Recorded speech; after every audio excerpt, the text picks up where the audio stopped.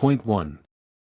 Good habits are like compound interest, they multiply your success over time.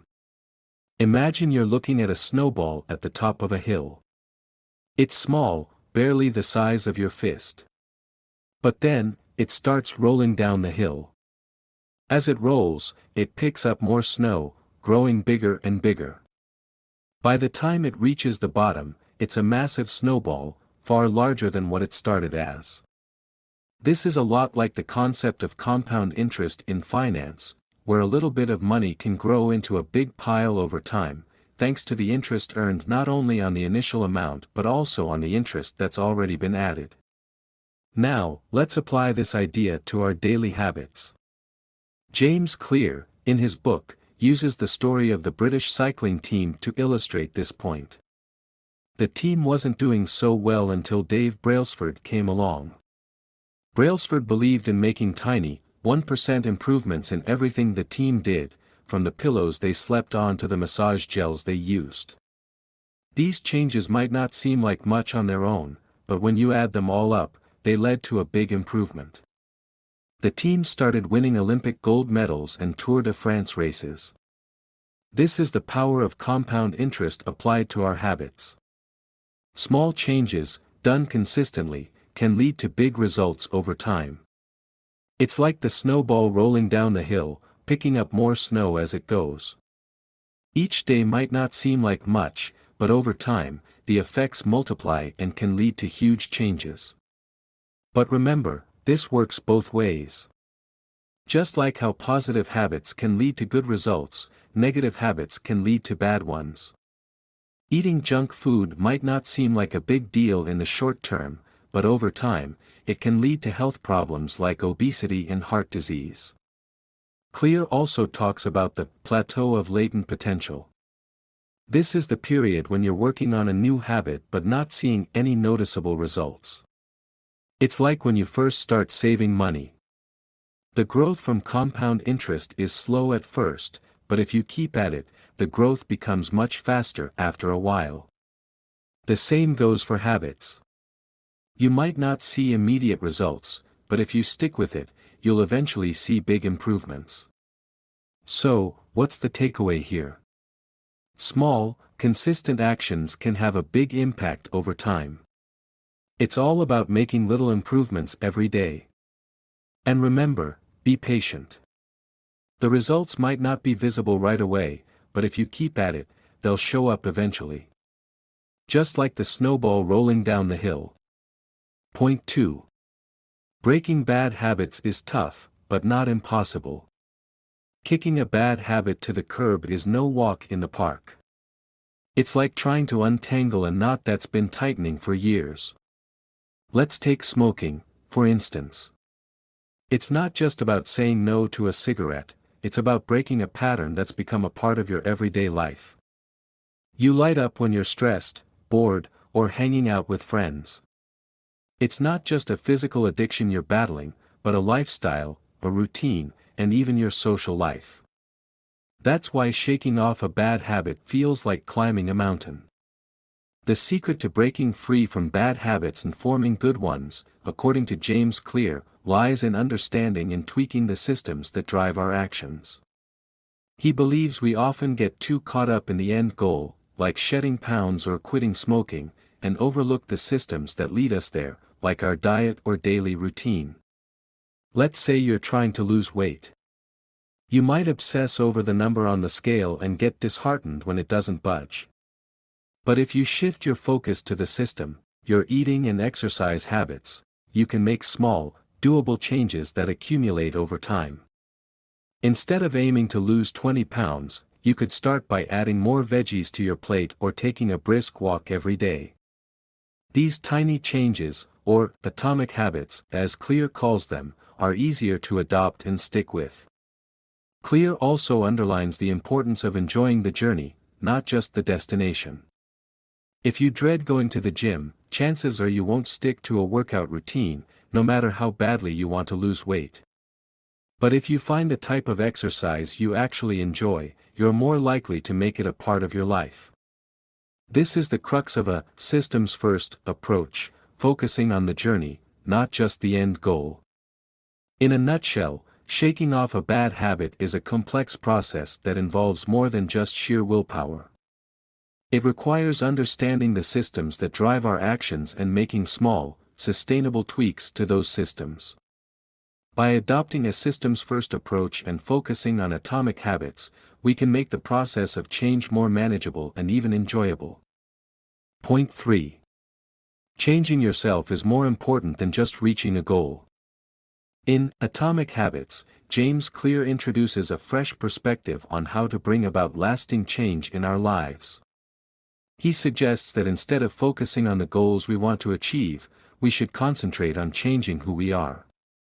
This might sound a bit odd at first, but it's all about understanding how real, lasting change happens. Clear talks about 3 levels of change: outcomes, processes, and identity.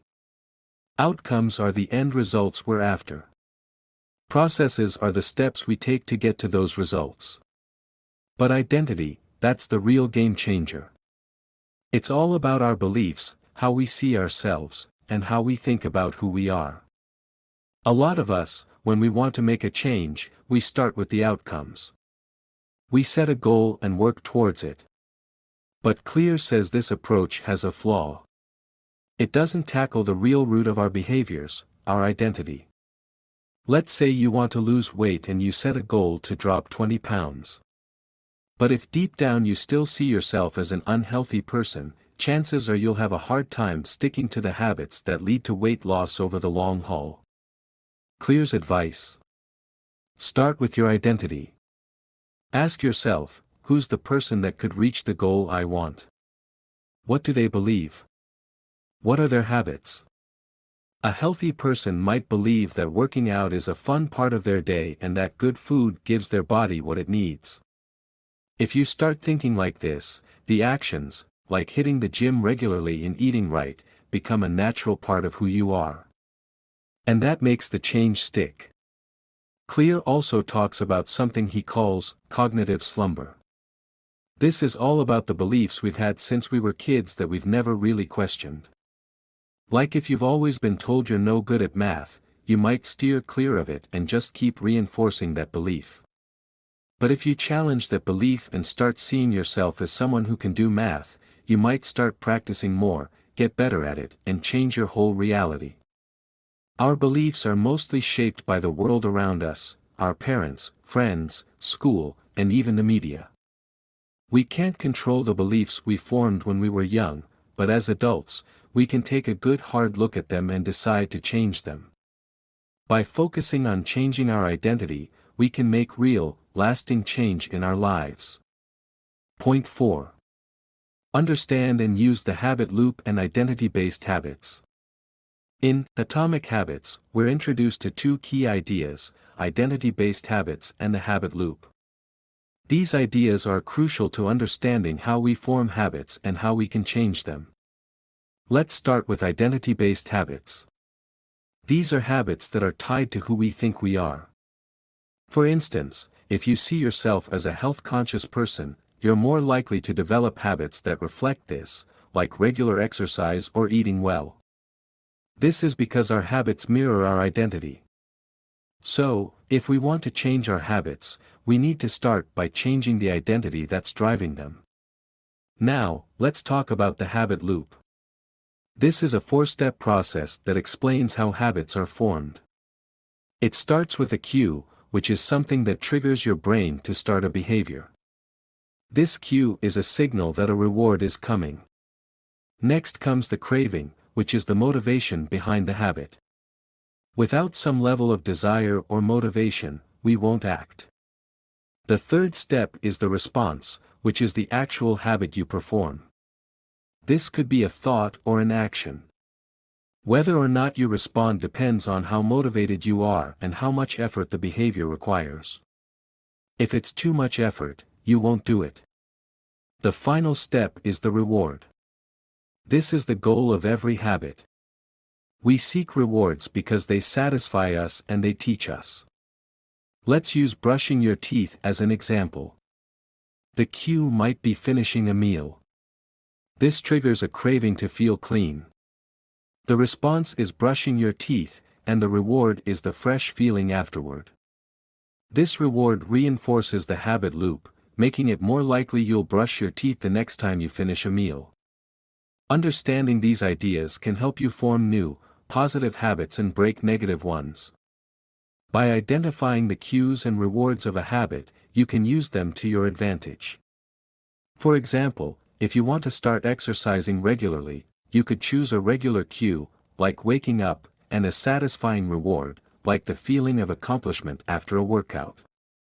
By aligning this new habit with your desired identity, like seeing yourself as fit and healthy, you can strengthen the habit. In conclusion, identity-based habits and the habit loop are powerful tools for understanding and changing our habits. By aligning our habits with our desired identity and manipulating the cues and rewards of a habit, we can effectively form new habits and break old ones. Point 5. The habit loop is a 4-step process: cue, craving, response, and reward. Let's talk about habits. You know, those things we do without even thinking about it.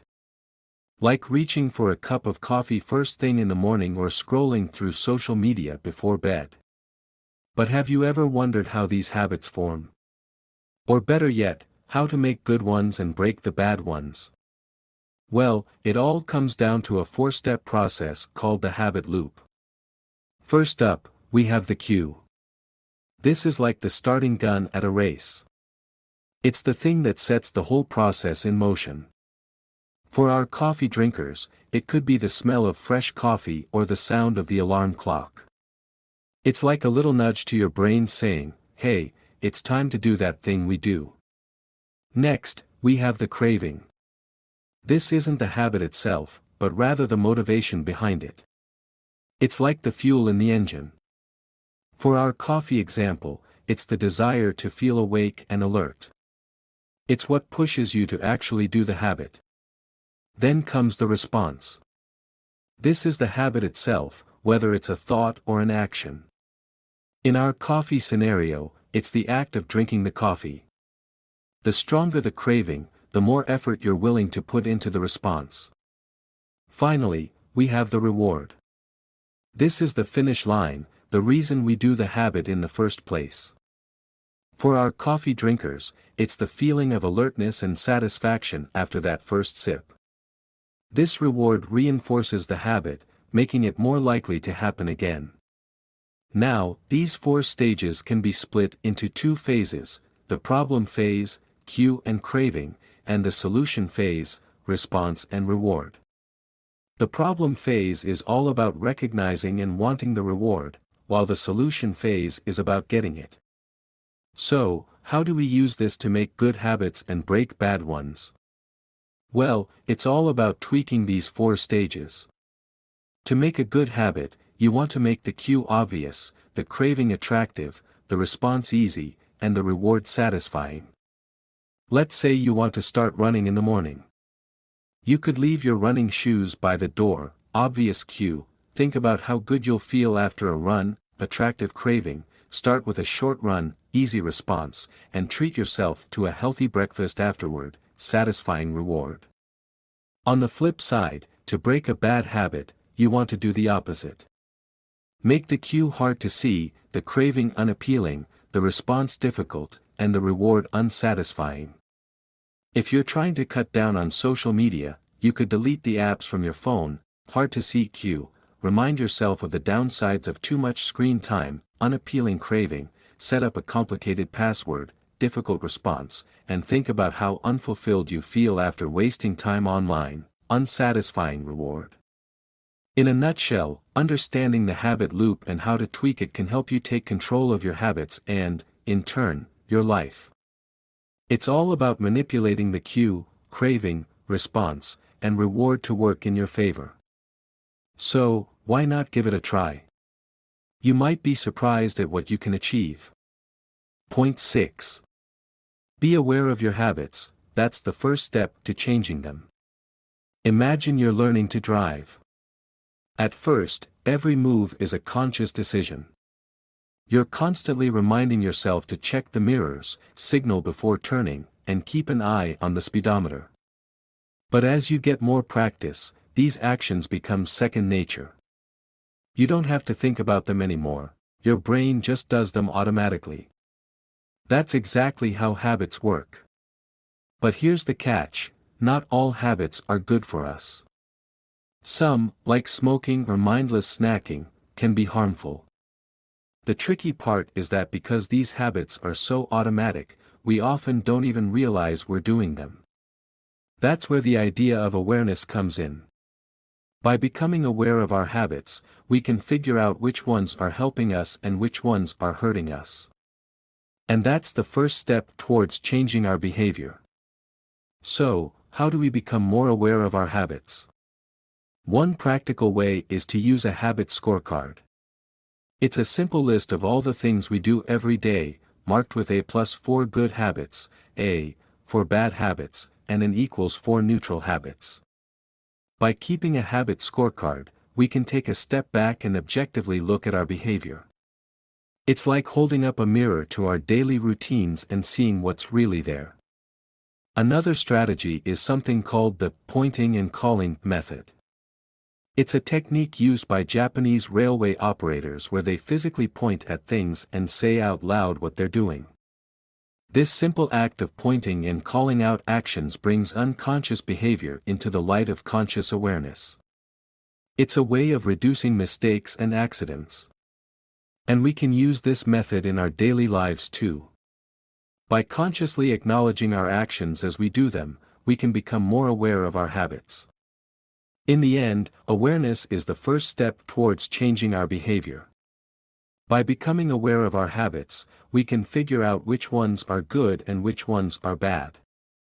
Then we can start to reinforce the good habits and get rid of the bad ones. But remember, this isn't a quick fix. It takes time and patience. It's about observing and learning from the results of our actions before deciding on the best way forward. After all, changing our behavior is a journey, not a destination. Point 7. Use techniques like implementation intention and habit stacking to create good habits. Let's talk about two powerful techniques that can help you create and stick to good habits: implementation intention and habit stacking. Implementation intention is all about making a detailed plan for your new habit. It's like setting a date with yourself to do something good. For example, you might say, "I'll work out for an hour at 6 p.m. in my living room." By being specific about when and where you'll do your new habit, you're giving your brain a roadmap to follow, making it easier to stick to the plan. Now, let's talk about habit stacking. This technique is like building a tower of habits, one on top of the other. You start with a habit you already do consistently, and then add your new habit to it. For instance, if you're already in the habit of having a cup of joe every morning, you could add a new habit of reading a book for 15 minutes right after. So, your new routine would be, after I finish my morning coffee, I'll read a book for 15 minutes. The great thing about habit stacking is that it creates a chain of habits. You don't have to think about what to do next because the habit you just finished cues the next one. The key to habit stacking is the initial cue that starts the chain. This cue should be something you do consistently so it can reliably trigger the rest of your habit stack. The best part? You don't have to worry about when or where to do your new habit because it's tied to an existing habit. These techniques work because they tap into the first law of behavior change: behavior is cue dependent. By creating clear cues with implementation intention and habit stacking, you're making it easier to start new behaviors. But remember, your environment plays a big role in your behavior. Think about it this way: your behavior is a mix of you and your surroundings. For example, if you're trying to quit smoking, but your friends light up regularly, you might feel the urge to smoke just to fit in. This principle also applies to things like advertising. Ever seen a product for the first time and suddenly felt like you needed it? That's an external cue influencing your behavior. So, when you're trying to build new habits, be mindful of your environment. It can subtly push you to act in certain ways. Point 8. We all love instant rewards. Use this to your advantage when forming habits. In James Clear's words, we all see the world through our own unique lens and have a soft spot for instant rewards. Let's break this down a bit. First off, we all have our own way of understanding the world. This is shaped by our experiences, beliefs, values, and knowledge. Think about it. Two people can go through the exact same thing but come out with completely different interpretations. This is super important when it comes to forming habits. What works for one person might not work for another. So, when you're trying to build good habits or kick bad ones to the curb, it's crucial to find strategies that click with your personal worldview. Next up, we all love instant rewards. This is a fancy way of saying that we prefer getting rewards right away instead of waiting for them. Psychologists call this delay discounting. Basically, the longer we have to wait for a reward, the less we value it. For example, most of us would rather have $100 now than wait a week for $110. This love for instant gratification can trip us up when we're trying to form good habits. Many good habits, like working out or eating right, require us to wait for the payoff. So, how can we use this to our advantage? Clear suggests linking instant rewards to the habits we're trying to form. Let's say you're trying to make exercise a daily habit. You could treat yourself to a small reward or a few minutes of your favorite activity right after each workout. This tricks your brain into associating the habit with instant gratification, making it more likely that you'll stick with it. Clear also stresses the importance of setting up our surroundings to support our habits. Our environment has a big impact on our behavior. If you're trying to eat healthier, keeping junk food out of sight can help curb the temptation. If you're trying to read more, keeping a book on your nightstand can serve as a visual reminder to read before bed. In a nutshell, understanding our unique view of the world and our love for instant rewards can be super helpful in forming good habits and breaking bad ones. By tailoring our strategies to these insights and setting up our environment to support our goals, we can make forming habits easier and more sustainable. Point 9. Your brain reacts instantly to tempting opportunities. Use this to form new habits. Let's talk about how our brains work when it comes to habits. You see, our brains are like reward-seeking missiles. They love the thrill of a reward, often more than the reward itself. It's like when you're about to eat a piece of chocolate. The thought of that sweet, creamy taste is often more exciting than actually eating it. That's because our brains release a chemical called dopamine when we anticipate a reward. Dopamine is linked to feelings of pleasure and motivation. So, how can we use this to our advantage? Well, there's a neat trick called temptation bundling. It's like a 2-for-1 deal for your brain. You take something you want to do, like watching your favorite TV show, and pair it with something you need to do, like exercising. So, you only watch your show while you're exercising. This way, the thing you need to do becomes more appealing because it's tied to something you want to do. Now, let's talk about the people around us. We're social animals, and we like to fit in with our groups. This can be a good thing or a bad thing, depending on the group. If your group values healthy habits, like regular exercise, you're more likely to pick up those habits too. But if your group engages in harmful behaviors, like excessive drinking, you might find yourself doing the same just to fit in. So, it's important to be aware of this and choose your company wisely. Lastly, let's not forget about repetition. Building a habit isn't about making big, dramatic changes. It's about starting small and repeating the behavior over and over again. That's where the 2-minute rule comes in. Any new habit should be something you can do in 2 minutes or less. This makes it easy to start and keep doing it. For example, if you want to read more, start by reading just 1 page a day. Over time, this small habit can grow into a bigger one. So, to sum it up, Our brains love rewards, we're influenced by the people around us, and repetition is key to forming habits. By understanding these points, we can make building good habits and breaking bad ones a whole lot easier.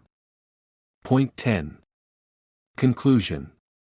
The journey to success is not about making massive, radical changes, but rather about making small, incremental changes consistently over time.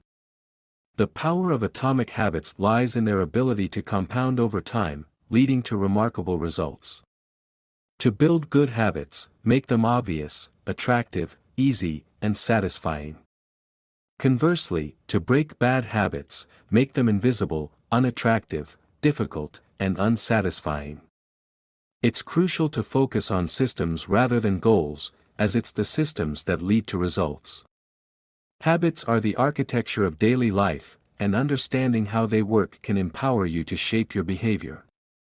By harnessing the power of atomic habits, you can transform your life, one small habit at a time. Remember, every action is a vote for the type of person you wish to become. Consistency of habits is key in shaping our identity. So, start today, make that small change, and watch as it compounds into a significant transformation.